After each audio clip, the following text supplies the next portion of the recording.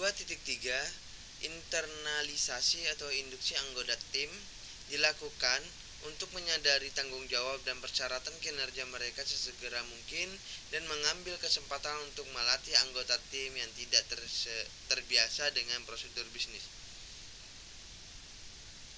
Internalisasi atau induksi anggota tim mencangkup yang pertama menyediakan kandidat yang berhasil dengan kontrak kerja dan dokumentasi lainnya.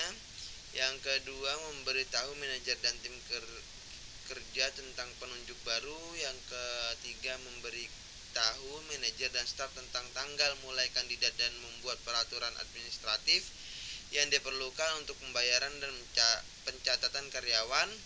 Yang keempat, mengatur pelantikan kandidat yang berhasil sesuai dengan kebijakan organisasi. Yang ketiga, memenuhi kewajiban hubungan industrial 3.1 hak dan kewajiban di tempat kerja dari pemberi kerja dan karyawan diidentifikasikan sesuai dengan persyaratan hukum dan kode praktik.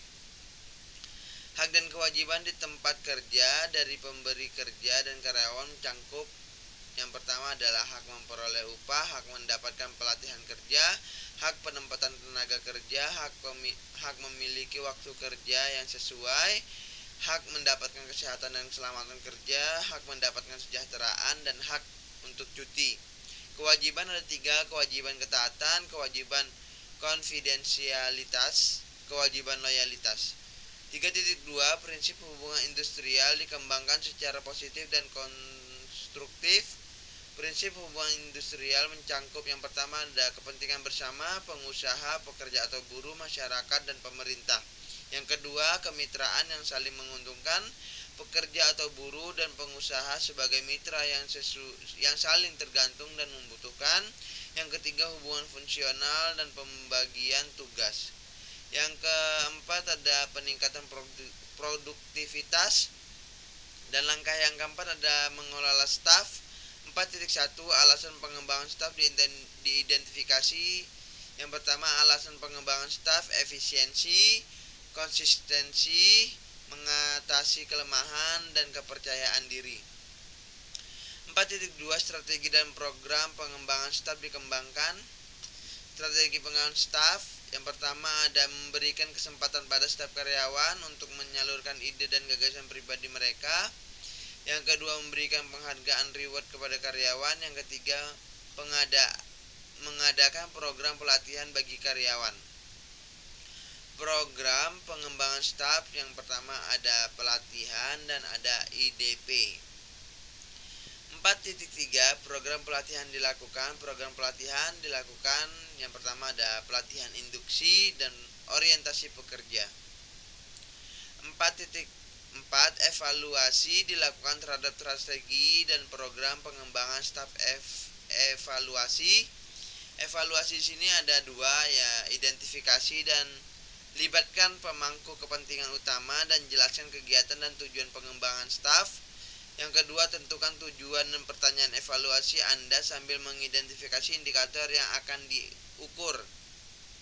Yang kelima, meninjau kinerja tim. 5.1 Hasil kinerja diidentifikasi sesuai dengan kinerja bisnis. Hasil kinerja yang pertama ada pencapaian tujuan dan sasaran yang telah ditentukan sebelumnya. Yang kedua, efisiensi penggunaan sumber daya dalam menghasilkan barang dan jasa. Yang ketiga, kualitas barang dan jasa. 5.2 Kompetensi diidentifikasi. Kompetensi, pengetahuan, keterampilan, dan sikap. 5.3 Tingkat pergantian staf diidentifikasi. Yang pertama ada rendah, kurang lebih 15%. 5.4 Kekompakan tim diidentifikasi dalam meningkatkan kinerja proyek secara keseluruhan. Kekompakan tim. Yang pertama ada kolaborasi, yang kedua ada kerjasama. Kita masuk ke rencana staffing organisasi proyek restoran seafood, alamat dan lokasi Jalan Raya Bogor, nomor 54, sebelah RS Porli. Di sini total tenaga kerja yang diantisipasi.